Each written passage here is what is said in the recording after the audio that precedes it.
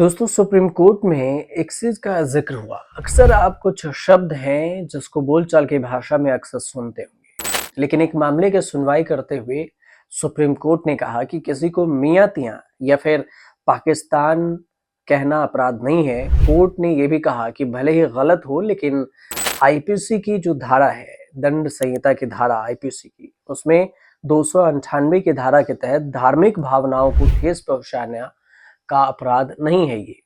यह आईपीसी की धारा 298 के तहत धार्मिक भावनाओं को ठेस पहुंचाने के अपराध के बराबर भी नहीं है। ये जो शब्द आप कभी इस्तेमाल में सुने होंगे लोगों को कहते हुए कि मियां तियां पाकिस्तान से हो गया, इसी शब्द को लेकर सुप्रीम कोर्ट में एक याचिका थी और इस पर सुनवाई हुई। सुप्रीम कोर्ट ने फैसला सुनाते हुए हरिनंदन सिंह बनाम राजस्थान मामले में आरोपी को आरोप मुक्त कर दिया।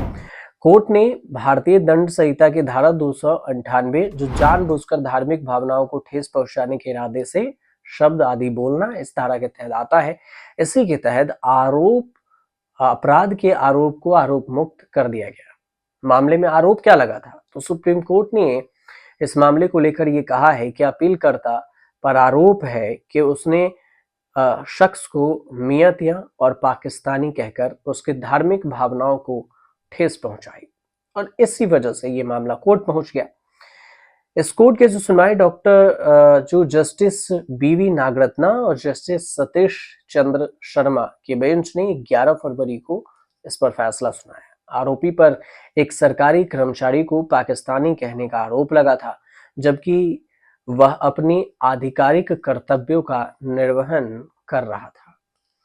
सुप्रीम कोर्ट ने क्या कुछ कहा इस पूरे मामले को लेकर? झारखंड हाई कोर्ट के आदेश को भी खारिज कर दिया और उसमें शीर्ष न्यायालय ने कहा कि अपीलकर्ता पर मियां तियां और पाकिस्तानी कहकर सूचना दिया गया और धार्मिक भावनाओं को ठेस पहुंचाने का आरोप लगा है। लेकिन इस पूरे मामले पर निस्संदेह दिए गए बयान सही नहीं है, लेकिन हालांकि यह सूचनाकर्ता की धार्मिक भावनाओं को ठेस पहुंचाने के बराबर भी नहीं है, इस वजह से इसमें ज्यादा कुछ सुनवाई नहीं हो सकती। शीर्ष अदालत यानी सुप्रीम कोर्ट के अनुसार आरोपी की ओर से ऐसा कोई काम नहीं किया गया जिससे शांति भंग हो सकती हो। कोर्ट ने अपने आदेश में इस बात का भी जिक्र किया और कहा कि स्पष्ट रूप से अपीलकर्ता द्वारा कोई हमला या फिर बल का प्रयोग नहीं किया गया जिससे उस पर भारतीय दंड संहिता की धारा 353 यानी कि लोक सेवक को उसके कर्तव्य निर्वहन से रोकने के लिए हमला या आपराधिक बल का प्रयोग लगाई जा सके। इसलिए ये मामला इतना संवेदनशील भी नहीं बनता है।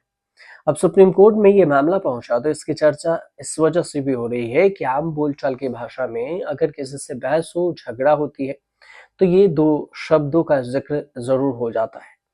और अगर ये होता है तो फिर अब तक जो बात थी, सुप्रीम कोर्ट ने संज्ञान भी नहीं लिया था, सुप्रीम कोर्ट की तरफ से इस पर कोई टिप्पणी भी नहीं आई थी, ये मामला भी कभी ऐसा नहीं पहुंचा था। लेकिन अब जब पहुंचा है तो सुप्रीम कोर्ट की टिप्पणी सबसे अहम मानी जाती है और माननी पड़ती है जो सुप्रीम कोर्ट ने कह दिया। तो इस हिसाब से देखें तो एक अहम टिप्पणी सुप्रीम कोर्ट की तरफ से आया और अहम फैसला आया, जिसमें शब्दों को लेकर जो जिक्र था उस पर दोषी ठहराए जाने की बात हो रही थी, उसे सुप्रीम कोर्ट ने सीधे एक तौर से खारिज ही कर दिया। अब इस पूरे मामले को लेकर अब अगली सुनवाई भी नहीं होगी।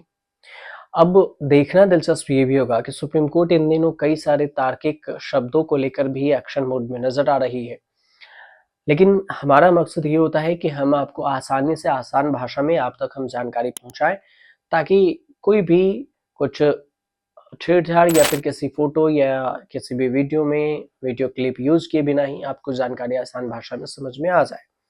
लेकिन आपको अगर जानकारी समझ में आ रही हो तो हमारे चैनल फ्री न्यूज़ बॉक्स को सब्सक्राइब जरूर कीजिए, शेयर भी कीजिए, कमेंट भी कीजिए और हमसे जुड़े रहिए। आपके पास कुछ हो तो हमें ज़रूर बताएं कमेंट कर। हम कोशिश करेंगे कि आपके जानकारी का हर एक सवाल का जवाब जरूर दें कमेंट में। हाँ,